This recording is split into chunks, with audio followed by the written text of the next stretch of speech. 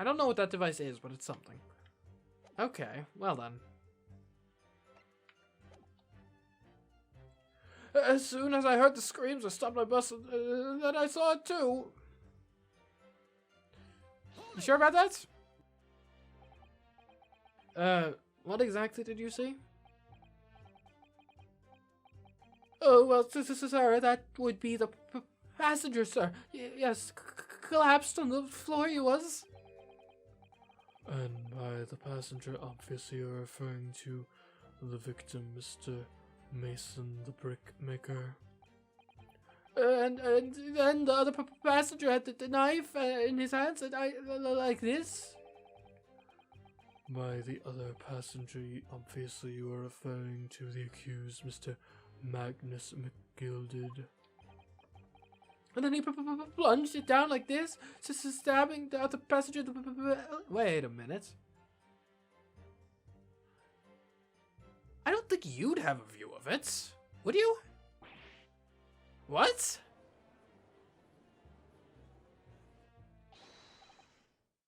My lord, I wish to speak. Yes, you're number 5. Do I take it that you too? As the master of the London Guild of Coachmen, the idea of a murder being committed in one of the city's carriages is utterly abhorrent to me. It wouldn't be right to make a decision before hearing all the facts, though, I said to myself. But I've heard enough now. The horse has bolted, as they say. No, please, just keep an open mind a little longer. Gee up now, Silverblaze, the finish is in sight. Well then, this is going quite well. Bebo is a long-standing member of the guild, and I trust what the man says. Oh, thank you, sir. You're too kind, sir. This is too unkind, sir. Which now means that 5 jurors agree to condemn this man. Granny, please.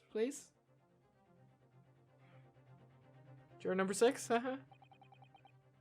Madam Juror number 6. Yes, dear, what can I do for you? You have heard the testimonies of the witnesses in the stand. Oh, yes, I certainly have. Still got my hearing, you know. Then pray tell, why are you yet to pronounce your leaning? Well, dear, the thing is, I'm a creature of habit, me. I always go to the park at around this time of day and sit on a nice bench, get on with my knitting. There's a lovely little park just near where I live. McGilded Park, it's called. The gentleman donated to the city, you know, to put a smile on Londoners' faces, he said. I can't imagine such a fine young gentleman would have it in him to take another man's life. He's always doing wonderful things for the city. That's right, a man like that wouldn't stab someone, surely. Mother, may we go to the McGilded Public Library later and borrow some more books? I have to say, I don't know who selected this jury, but the jury selection process here was rigged. Like, look at how much public support this guy has. How is this a representative sample? How many Londoners live with their heads in the clouds? Do you people not know? What kind of man Magnus McGilded really is? What kind of man he is? I object. You can't bring like this sort of evidence in, right? We're not here to litigate whether or not Mr. McGilded is a good man. We're here to litigate whether or not he's a murderer. All right? The philanthropist Magnus McGilded has enough wealth to purchase the entire city he claims to value so highly. But where did all that wealth come from? Your client is a Shylock, sir, and one with the very darkest of souls. What? Stone the crows. McGilded lends money at extortionate rates of interest, so his victims have no hope of repaying him. When they default, he takes possession of everything they own. He is a vulture that preys on the weak. I've never heard of any mention of that before. Your faculties haven't deserted you, I'm sure, madam. So has this thought not crossed your mind? Would a man wealthy enough to buy London in its entirety not have a carriage of his own? Huh? What possible reason could this man have had to make use of a public omnibus service? You're not saying that. The victim, a poor brickmaker, had next to nothing to his name, save considerable financial liability. It will come as no surprise that his creditor was the accused, Magnus McGilded. But let it also be known that the very day Mr. Mason was killed was the final repayment date for his debts. Good gracious! The brickmaker was destitute. He had lost his house, and not a shilling with which to repay his debts. And then in the end, his pitiful soul had the very last thing he owed taken from him, his life, by the merciless philanthropist pretender, Magnus McGilded. I don't believe it. If I might add something briefly, Mr. Sato. You claim that the victim had been lent money by Mr. McGilded. But where's evidence to support your claim?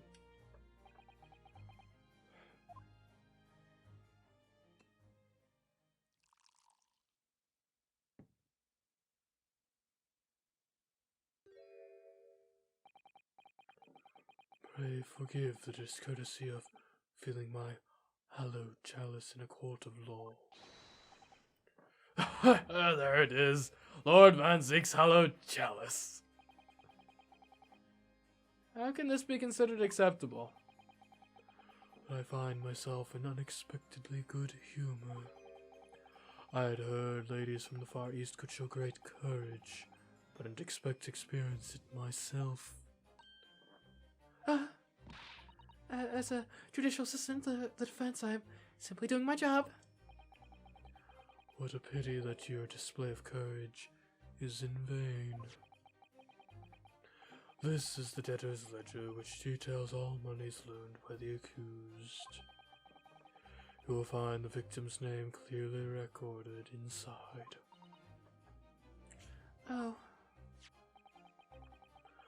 Allow me to present this ledger as evidence. And pray forgive the discourtesy of raising my chalice in a toast to the enigmatic East at the same time. A marvelous toast, Counsel. I will gladly accept this new evidence. The debtor's ledger has been entered into the court record. A catalog of people who had borrowed money from the defendant at a high rate of interest. It includes the victim, who owed 20 guineas. Ah, yes, 20 guineas. The victim owed a considerable sum. And the accused made quite certain he had ample recompense. Juror number 6? Don't be hasty now. Well, it would seem I've had the wool pulled over my eyes. Regrettably, madam, that is the modus operandi of the accused. And it's such a pretty little park, too. What a scoundrel!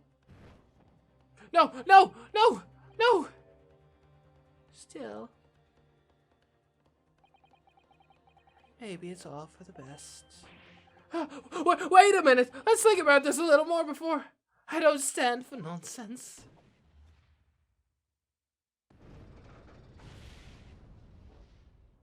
Well then.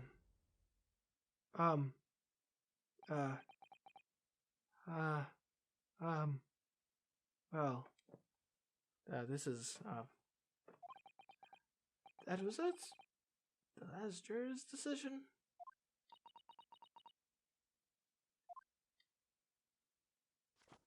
So what happens there, Susato?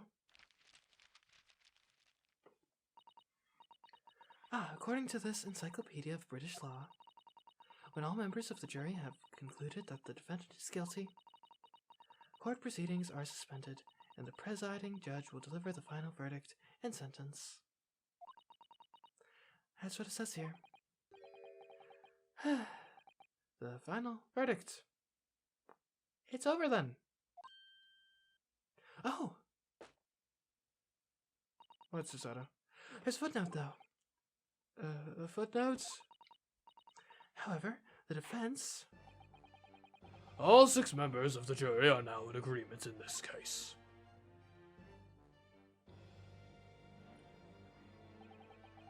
Allow me to convey my respect for your swift and righteous decision. According to the laws of this country, I will now conclude the trial by delivering my final verdict. I trust there are no objections. Well, Miss Susato, just tell me one thing. Oh, yes? You were in the middle of saying something before. Footnote in your Encyclopedia of British Law. However, the defense... What did it say next? Oh yes, of course. One moment. Why did you get off the page? When all members of the jury have concluded that the defendant is guilty, court proceedings are suspended and the presiding judge will deliver the final verdict and sentence. Then the footnote says, however, the defense has a right to demand a summation examination of the jurors at this point. I guess we'll do that.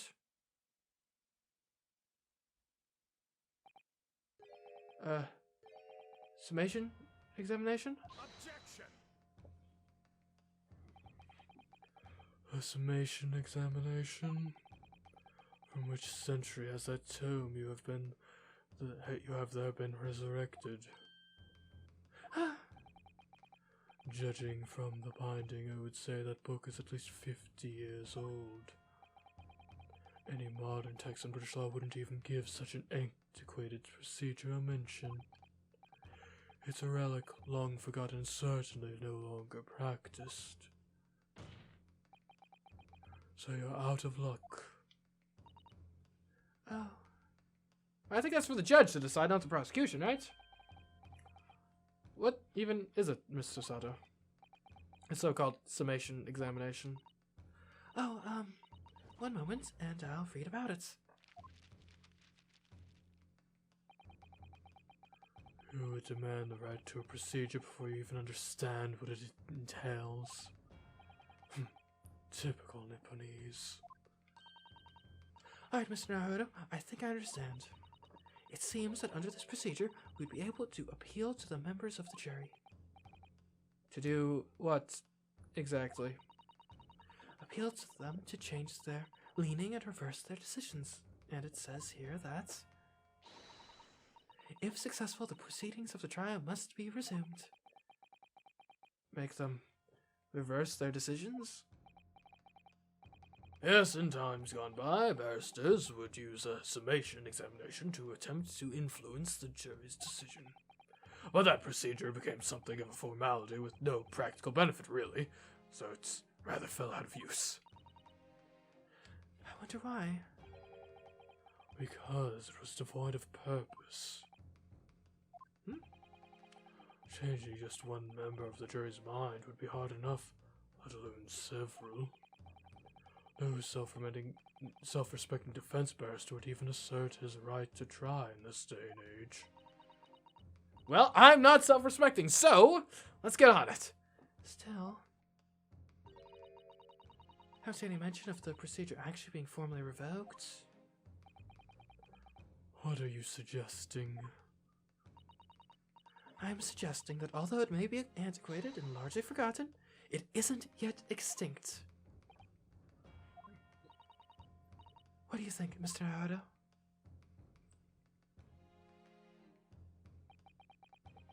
A summation examination.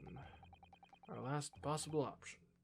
Do we assert our right to carry it out or admit defeat? I mean, we must assert all of our clients' rights as his lawyers. The defense wishes to assert its right to a summation examination, my lord. Objection!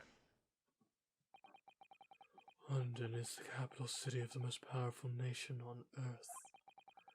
We have a duty to the world to exemplify the very highest standards of judicial procedure.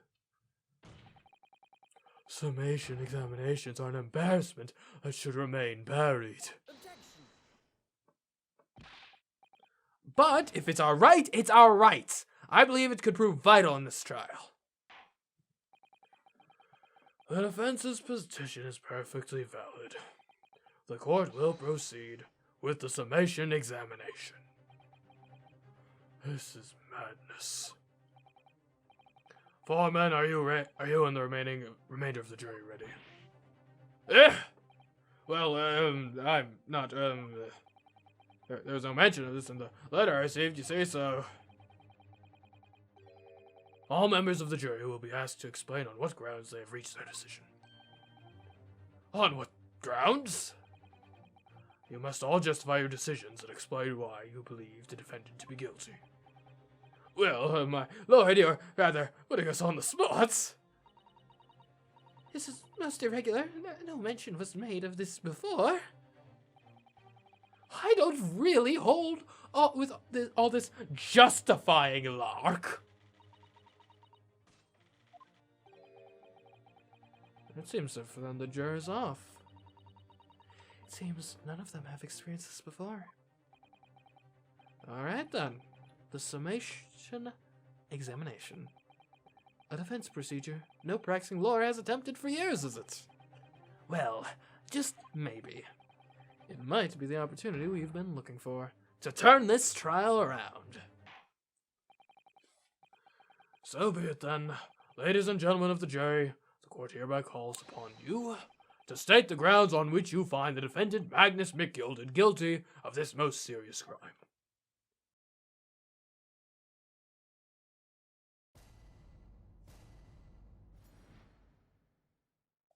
The jurors' contentions.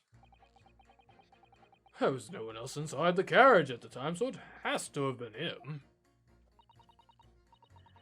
I trust the driver. He has an excellent memory, it seems. 4 passengers with fares totaling 20 pence.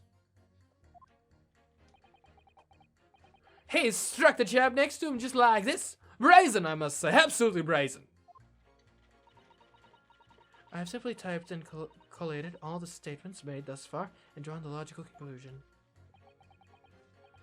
You can trust the guild. Fair fares is our motto. We haven't raised prices above 4 pence for 4 pence for years? We'll come back to it. The scoundrel stabbing that poor man on the floor beggars belief. I'm starting to wish I hadn't pushed for this now. No, this is good. We're going to destroy the driver's credibility, and then we'll get back our jury. So others don't seem to have wonderfully formed arguments, though, do they? Well, let's see what we can do. We need to get these 6 people to change their minds. I have to throw everything I can at them and use some very persuasive language.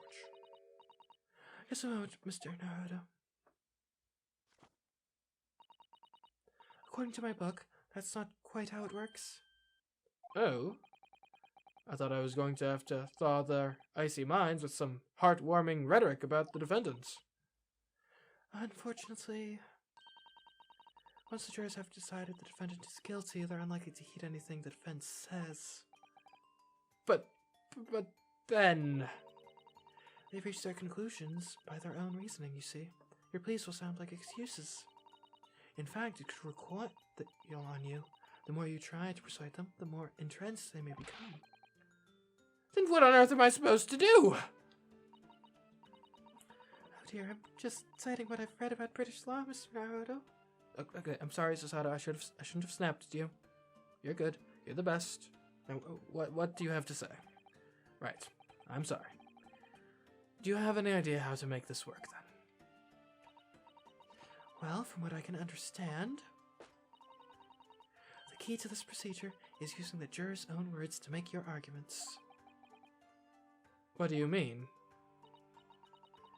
Well, the 6 members of the jury are randomly selected members of the public. They may appear to present a united front, but the truth is, they're complete strangers who just happen to find themselves here in the courtroom together. And that's the way to break them down, you mean? Yes, exactly. We must listen very carefully to what each member of the jury says, and see if we can identify any contradictory statements. If we can, we then contrast the statements and pit the corresponding jurors against each other. I see. So it's contradictions in what 2 or more jurors say that we're looking for. In a way, then, this is similar to a regular cross-examination. Oh, yes, I suppose you're right. Alright, then. Find contradictions in their statements, and pit the jurors against one another to break them down. Alright, I might be able to pull this off. No, that's not right. I have to pull this off. Can we start the proceedings, counsel? I would ask you to take the stand for this. I'm expecting a clear and concise rebuttal. Yes, my lord.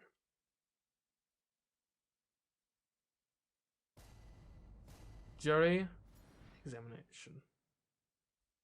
The defense's rebuttal. There was no one else inside the carriage at the time, so it has to have been him. Fair enough. I trust the driver. He has an excellent memory. It seems 4 passengers with fares totaling 20 pence, which would imply a 5 pence fare per passenger. He stuck the chap next to him like this. Brazen. Absolutely brazen, I guess, yeah. I've simply typed and collated all the statements made thus far and drawn the logical conclusion.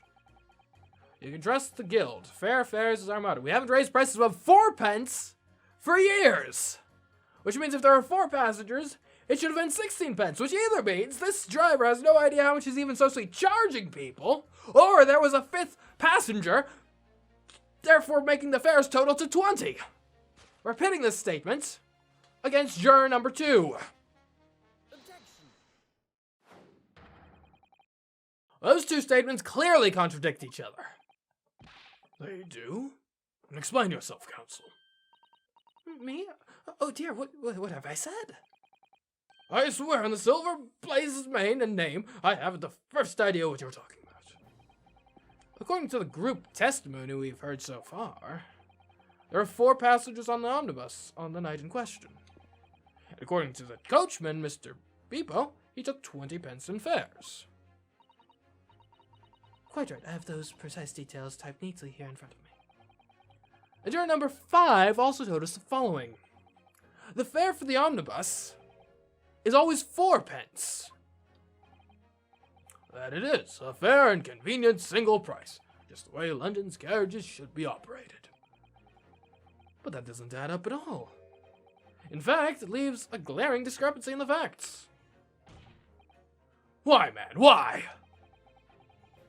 4 passengers paying 4 pence each, if you do the multiplication. It would be 16 pence! Exactly. As I said, it doesn't add up. The figures are different. By 4 pence, in fact, or precisely 1 person's fare. 1 person's fare? Yes. In other words, on the omnibus that night, it's distinctly possible there was another passenger we've heard nothing about. Good gracious! This can't be right. The coachman of the guild are good, honest men, one and all. Trustworthiness is our watchword. The figures your coachman claims certainly do not add up. Your watchword, good sir, is a fallacy. I beg your pardon? Mr. Guildmaster, I think you ought to consider that if this trial were to end now, the news will surely spread all over London. The news that one of your coachmen tried to hide the fact that he lets nefarious characters ride his omnibus. Alright then, how do I make it so this miserable trial doesn't end,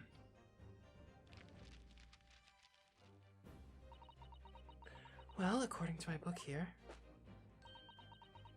Can I just say I love that animation? It's just so much personality. I love it. Anyways, you simply launch a ball of fire onto the innocent side of the set of scales. Now hold your horses there, coachman. We were all in agreement. Why do you have to go and... Wait till I get my hands on you, Beepo. Or Beppo or whatever.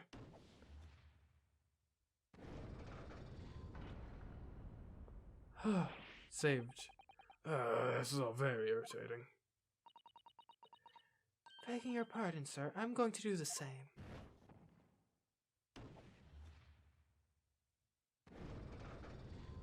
There we go, there we go!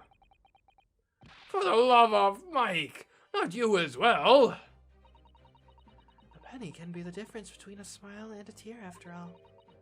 I certainly can't put my trust in someone who doesn't follow my exacting standards in financial matters.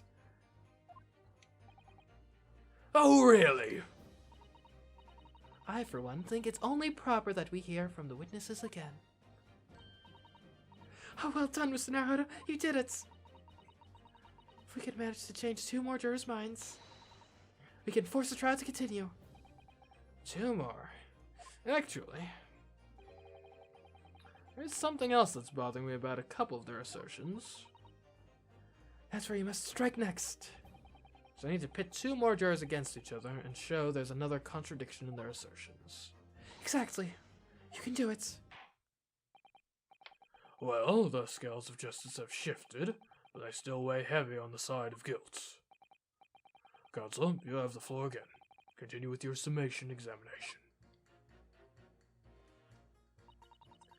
Okay. I'm changing my leaning to innocent. I should like to hear what the slipshod bookkeeper has to say for himself. He stuck the chap next to him like this. Brazen, must say. Absolutely brazen.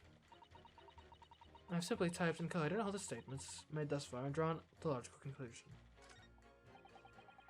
Grr, Peepo, this tries to continue so I can get to the bottom of this corruption. Not guilty, I say. Scoundrel stabbing that poor man on the floor. Beggars belief. Wasn't he in his seat?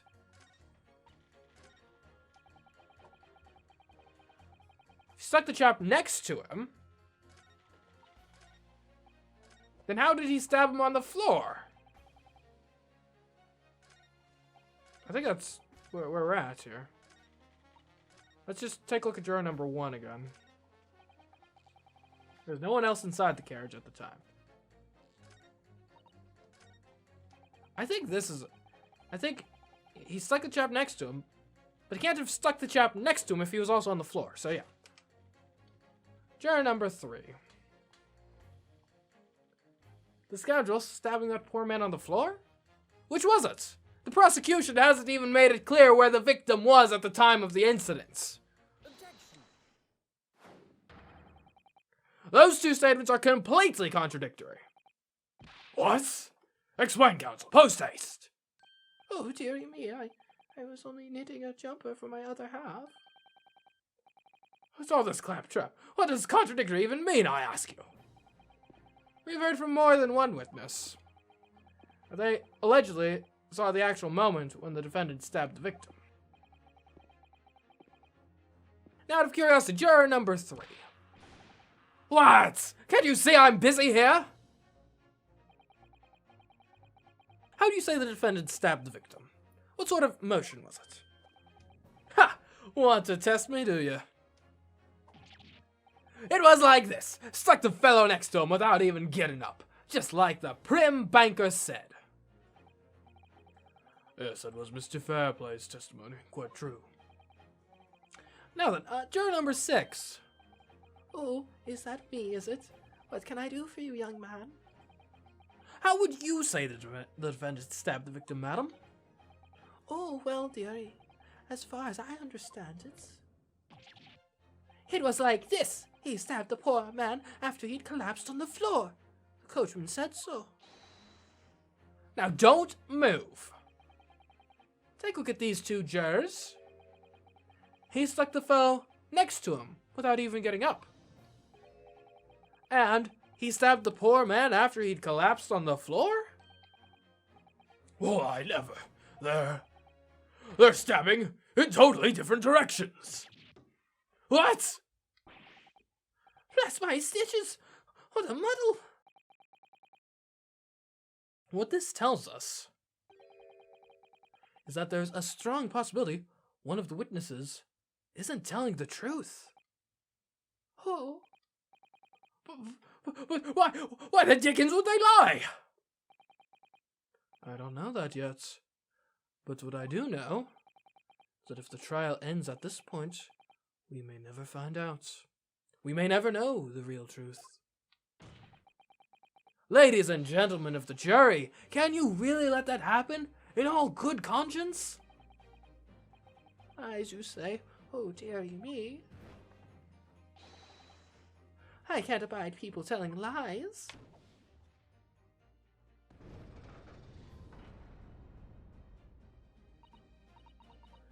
The scales.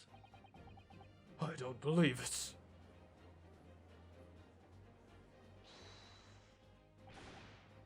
Wait!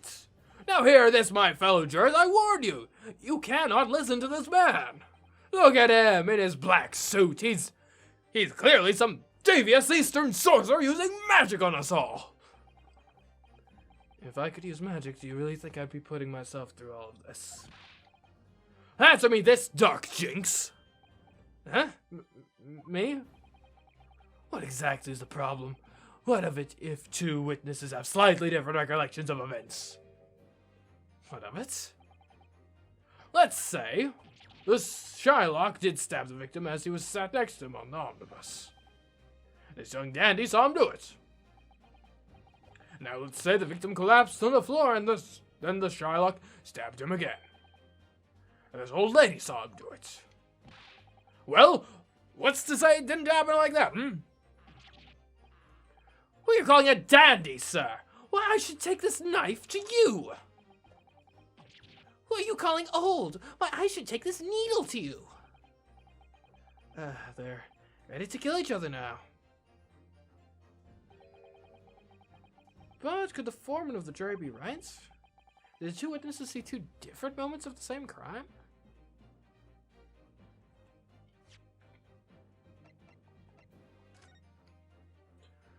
Victim, thrice fired mason.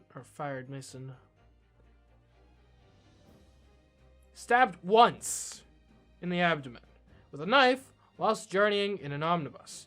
Died due to internal hemorrhaging resulting from the trauma. Stabbed once. It's out of the question.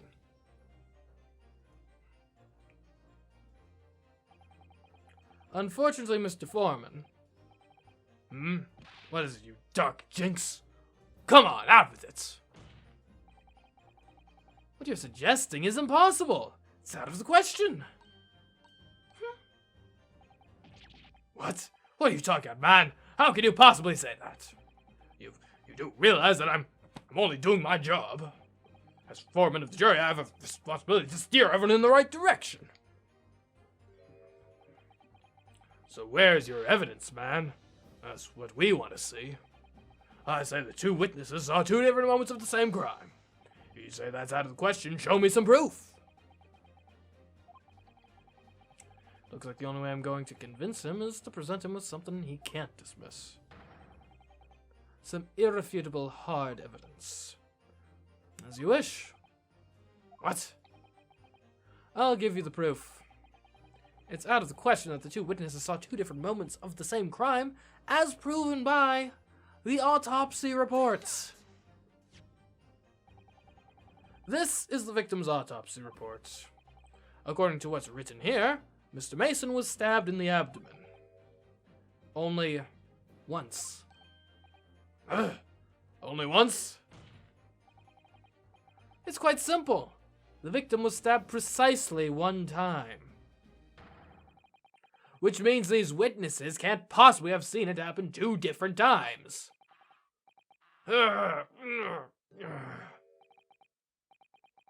Alright, I concede defeat.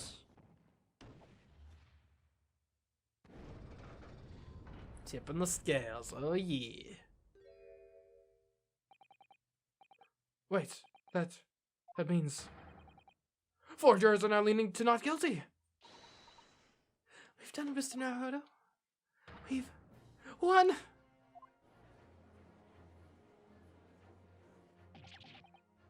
What are you playing at, you dandy fool? Shut your trap, sir. No one deceives me. But we had a consensus. I said shut your trap. I know a liar when I see one. And if that chap ever dares to cross the threshold of my shop, then I'll take his razor-sharp blade and shave every last hair off his head. Please tell me he's a barber. Well, in a quite remarkable turn of events, the defense's summation examination has flipped the balance of the scales of justice. The jurors now stand at 2 for guilty and 4 for not guilty. Accordingly, there is no longer a large enough majority among the jury for me to adjudicate, and the trial must continue.